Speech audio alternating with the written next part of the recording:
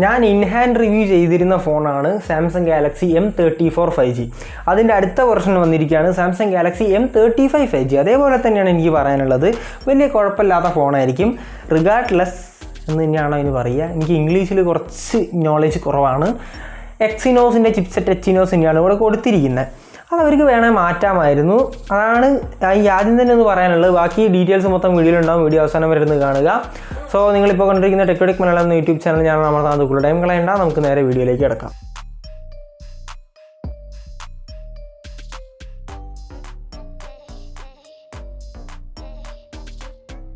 പെട്ടീൻ്റെ അകത്ത് ചാർജർ കിട്ടുന്നില്ല, ഞാൻ പറയേണ്ട ആവശ്യമില്ല. Type C to type C കേബിളാണ് പിന്നെ വരുന്നത്.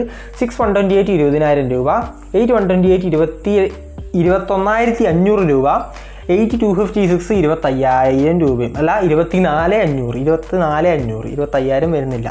2,000 രൂപ ഓഫ് ഉണ്ട് എല്ലാ ബാങ്കുകളിലും. ഏത് ബാങ്ക് ഉപയോഗിച്ചാലും നിങ്ങൾക്ക് 2,000 രൂപ ഓഫ് ഉണ്ട് ബാങ്കിൻ്റെ കാർഡുകൾ ഉപയോഗിച്ചാൽ. അതൊരു നല്ല കാര്യമായിട്ട് എനിക്ക് തോന്നി. അപ്പോൾ നിങ്ങൾക്ക് ഏകദേശം 18,000 രൂപയ്ക്ക് ഫോൺ കിട്ടും. 1,000 രൂപയും കൂടി കൊടുത്താൽ ചാർജർ കിട്ടും. അപ്പോൾ 19,000 രൂപയ്ക്ക് ഫോൺ കിട്ടും എന്ന് നമ്മൾ കരുതാം. ഇനി നമ്മൾ ഡിസൈൻ ഡിപ്പാർട്ട്മെൻറ്റ് നോക്കുന്ന സമയത്ത് കഴിഞ്ഞ കൊല്ലം എന്നല്ല 2-3 കൊല്ലമായിട്ട് തള്ളിക്കൊണ്ടിരിക്കുന്ന അതേ ഡിസൈനിൽ തന്നെയാണ് വന്നിരിക്കുന്നത്. ഒരു വ്യത്യാസവും ഇല്ല. Plastic back, plastic frame. പക്ഷേ ഒരു വ്യത്യാസം, നല്ലൊരു കാര്യം എന്ന് പറയുന്നത് ഫ്രണ്ടിൽ ഗൊറില്ല ഗ്ലാസ് വിക്ടെക്സ് പ്ലസിൻ്റെ സപ്പോർട്ട് ഒരു പ്രൊട്ടക്ഷൻ വരുന്നുണ്ട്.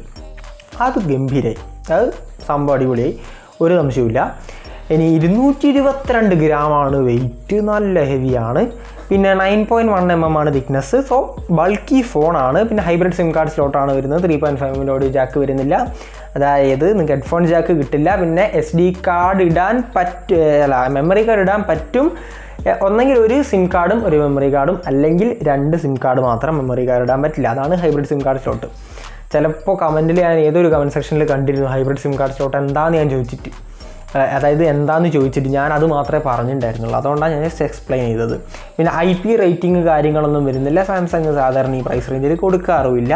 പിന്നെ 3 കളർ വേരിയൻസിലാണ്, moonlight blue, day break blue, പിന്നെ ഗ്രേ, 3 കളർ വേരിയൻസിലാണ് വരുന്നത്. അപ്പം ഡിസൈനെ കുറിച്ച് വലുതായിട്ട് പൊക്കിയടിക്കാനൊന്നുമില്ല. ആകെ ഉള്ള ഒരു കാര്യം എന്ന് പറയുന്നത് ഫ്രണ്ടിൽ നിങ്ങൾക്ക് ഗൊറില്ല ഗ്ലാസ് വിക്ടെക്സ് പ്ലസിൻ്റെ ഒരു പ്രൊട്ടക്ഷനും കാര്യങ്ങളും വരുന്നുണ്ട്. ഡിസ്പ്ലേ ആൻഡ് ഓഡിയോ ഡിപ്പാർട്ട്മെൻറ്റ് നോക്കുന്ന സമയത്ത് ഫസ്റ്റ് അതെന്നെ പറയാം, ഡിസ്പ്ലേ പ്രൊട്ടക്ഷൻ ഗംഭീരമാണ്. പിന്നെ ഒരു അപ്ഗ്രേഡ് എന്ന് പറയുന്നത് കഴിഞ്ഞ കൊല്ലം വാട്ടർ ഡ്രോപ്പ് നോച്ചായിരുന്നു, അത് മാറ്റി നല്ല കാര്യം പഞ്ച് ഹോൾ കൊടുത്തു. അതെപ്പോഴും നമുക്ക് ഒരു ഭയങ്കര ഔട്ട്ഡേറ്റഡ് ആയിട്ട് ഫീൽ ചെയ്യായിരുന്നു. അപ്പോൾ 6.6 ഇഞ്ചസിൻ്റെ full HD+ super AMOLED flat സ്ക്രീനാണ്, കർവ്ഡ് അല്ല, പഞ്ച് ഹോൾ സ്ക്രീനാണ്. പക്ഷേ ബെസൽസ് കുറച്ചുകൂടി ചെറുതാക്കാമായിരുന്നു വേണമെങ്കിൽ. കുറച്ച് സൈസ് കൂടി ബെസൽസ് ആയിപ്പോയി. പക്ഷേ സൈസ് കൂടുതലാണെങ്കിലും യൂണി സൈസാണ്, അതായത് തള, സൈഡ്, മുകളിൽ, സൈഡ് ഒക്കെ ഒരേ സൈസുള്ള ബെസൽസാണ് കൊടുത്തിരിക്കുന്നത്. സോ അതുകൊണ്ടൊരു കുഴപ്പമില്ല എന്ന് വേണമെങ്കിൽ പറയാം. പക്ഷെ എന്നാലും കുറച്ച് കട്ടി കൂടിപ്പോയി എന്നാണ് ഞാൻ പറയുക. ബെസൽസിന് കുറച്ച് കട്ടി കുറയ്ക്കാമായിരുന്നു. 8 ബിറ്റിൻ്റെ നോർമൽ AMOLED പാനലാണ് കൊടുത്തിരിക്കുന്നത്, 10 ബിറ്റിൻ്റെ അല്ല. 120 ഹെർട്സിൻ്റെ റിഫ്രഷ് റേറ്റ് വരുന്നുണ്ട്, നല്ല കാര്യം. 1000 നിറ്റ്സിൻ്റെ പീക്ക് ബ്രൈറ്റ്നസ് വരുന്നുണ്ട്, നല്ല കാര്യം. അത്യാവശ്യം ബ്രൈറ്റ്നസ് ഒക്കെ ഉണ്ടാവും. സ്റ്റീരിയോ സ്പീക്കേഴ്സ് വരുന്നുണ്ട്. സോ നിങ്ങൾക്ക് മോണോ സ്പീക്കേഴ്സ് കൊടുത്തിട്ട് കഴിഞ്ഞ കൊല്ലത്തെ പോലെ, കഴിഞ്ഞ കൊല്ലം മോണോ സ്പീക്കേഴ്സ് ആയിരുന്നു എന്നാണ് എൻ്റെ ഓർമ്മ. അതും ഇപ്രാവശ്യം അപ്ഗ്രേഡ് ആയിട്ടുണ്ട്. HDR10+, വൈഡ് വൈൻ L1 കാര്യങ്ങളൊക്കെ വരുന്നുണ്ട്. 240 ഹെർട്സിൻ്റെ ടച്ച് സാമ്പിളിംഗ് റേറ്റ്, പിന്നെ ഗൊറില്ല ഗ്ലാസ് വിക്ടെക്സ് പ്ലസിൻ്റെ protection. Display and audio department പക്കയാണ്, കുഴപ്പമൊന്നുമില്ല. അതിലെനിക്കൊരു സന്തോഷമുണ്ട്.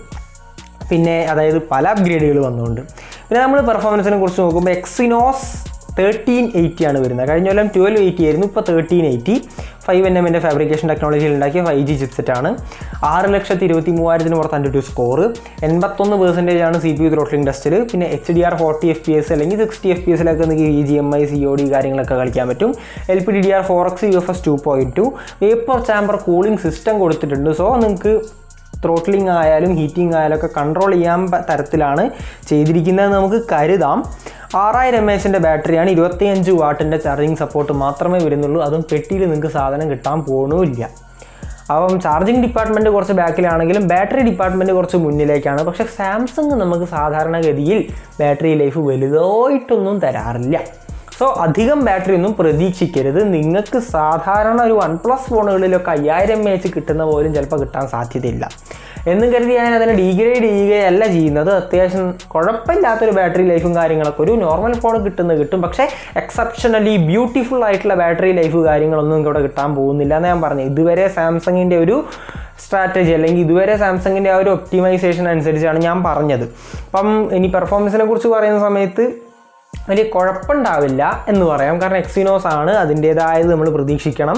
കുറച്ച് ഹീറ്റിംഗ് കാര്യങ്ങൾ പ്രതീക്ഷിക്കാം, കുറച്ച് ത്രോട്ട്ലിംഗ് പ്രതീക്ഷിക്കാം. ഗെയിമിംഗ് ഫോണായിട്ട് കരുതരുത്. ഈ ഒരു പ്രൈസ് റേഞ്ചിൽ 20000 രൂപയ്ക്ക് ഗെയിമിംഗ് ഫോൺ നിങ്ങൾക്ക് വേറെ കിട്ടാനുണ്ട്. നിങ്ങൾക്ക് ഇതൊരു ഓൾറൗണ്ട് ഫോണായിട്ട് മാത്രം കാര്യങ്ങൾ നടന്നു പോകണം എന്നുണ്ടെങ്കിൽ, ഒരു സാംസങ് ഫാൻ ആണെങ്കിൽ, വലിയ കുഴപ്പമില്ലാത്തൊരു ക്യാമറ വേണമെന്നുണ്ടെങ്കിൽ എന്നുള്ള കാര്യങ്ങൾ, പ്രത്യേകിച്ച് അടുത്ത് നമ്മൾ സോഫ്റ്റ്വെയറിനെ കുറിച്ച് പറയുന്ന സമയത്ത് 4 ഇയേഴ്സിൻ്റെ ആൻഡ്രോയിഡ് അപ്ഡേറ്റ്, 5 ഇയേഴ്സിൻ്റെ സെക്യൂരിറ്റി പാച്ച് അപ്ഡേറ്റ് കിട്ടുന്ന OS കാര്യങ്ങളൊക്കെ ഉണ്ട്. സോ അങ്ങനെയൊക്കെ ഉണ്ടെങ്കിൽ മാത്രമേ ഈ ഫോൺ എടുക്കുക. അതാണ് ഇതിൻ്റെ അടുത്തൊരു ഹൈലൈറ്റ്. ഭയങ്കരമായില്ല, സോഫ്റ്റ്വെയർ എപ്പോഴും സാംസങ് ഹൈലൈറ്റ് ആക്കി പിടിക്കാറുണ്ട്.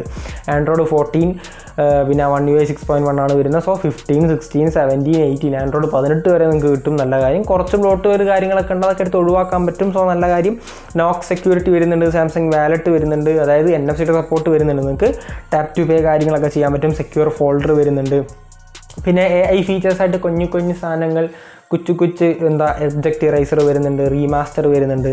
ഇനി നമ്മൾ മറ്റ് ഫീച്ചേഴ്സ് നോക്കുകയാണെങ്കിൽ Wi-Fi 6, Bluetooth version 5.3 വരുന്നുണ്ട്, NFC സപ്പോർട്ട് വരുന്നുണ്ട്, 5G എനേബിൾഡ് ആണ്, side mounted fingerprint scanner, face unlock, IP rating ഒന്നും വരുന്നില്ല, USB വേർഷൻ 2.0 ആണ്, Type-C പോർട്ട് വരുന്നത്. ഇതാണ് മറ്റ് ഫീച്ചേഴ്സ് പറയാനുള്ളത്. ലാസ്റ്റ് ഫൈനലായിട്ട് ക്യാമറയെ കുറിച്ച് പറയുന്ന സമയത്ത് 50 MP OIS സപ്പോർട്ട് ചെയ്യുന്ന ഒരു പ്രൈമറി ക്യാമറയും, പിന്നെ 8 MP അൾട്രാ വൈഡും, പിന്നെ 2 MP ഒരു മാക്രോയും. അതിൻ്റെ ആവശ്യമില്ലായിരുന്നു, എന്തായാലും അവർ കൊടുത്തിട്ടുണ്ട്. 13 MP സെൽഫി, 4K 30 FPS ബാക്കിലും ഫ്രണ്ടിലും. അതെനിക്ക് നല്ലോണം ഇഷ്ടപ്പെട്ടു, സത്യമായിട്ട് ഇഷ്ടപ്പെട്ടു. പിന്നെ അത്യാവശ്യം നല്ല ഗുഡായിട്ടുള്ള ഫോട്ടോസും വീഡിയോസും കിട്ടും എന്നാണ് എനിക്ക് പറയാനുള്ളത്. അതായത് സാംസങ് ആ ഒരു പ്രൈസ് റേഞ്ചിനനുസരിച്ച് നല്ല രീതിയിൽ ഒപ്റ്റിമൈസ് ചെയ്ത് വെക്കും. പ്രത്യേകിച്ച് OIS കൂടി ഉള്ളതുകൊണ്ട് നിങ്ങൾക്ക് ലോ ലൈറ്റും അത്യാവശ്യം നല്ലതായിരിക്കും, സ്റ്റെബിലൈസേഷനും കിട്ടും. അപ്പം ക്യാമറയും നമുക്കൊന്ന് തൃപ്തിപ്പെടുത്തി തന്നിട്ടുണ്ട്. സോ ഇനി കൺക്ലൂഷനിലേക്ക് നോക്കുന്ന സമയത്ത് ക്യാമറയും കുറച്ച് തൃപ്തിപ്പെടുത്തി തന്നു. കാരണം അൾട്രാ വൈഡ് ഒഴിവാക്കിയിട്ടില്ല, അൾട്രാ വൈഡും ഉണ്ട്. പിന്നെ സോഫ്റ്റ്വെയർ ഗംഭീരമാണ്. ഡിസ്പ്ലേ ആ മൾട്ടിമീഡിയ എക്സ്പീരിയൻസ് അവർ ഗംഭീരമാക്കി തന്നിട്ടുണ്ട്. കഴിഞ്ഞ കൊല്ലത്തേക്കാളും അപ്ഗ്രേഡുകൾ കണ്ടമാനം വന്നിട്ടുണ്ട്. പ്രൊട്ടക്ഷൻ കൂട്ടിയിട്ടുണ്ട് സ്ക്രീനിൻ്റെ.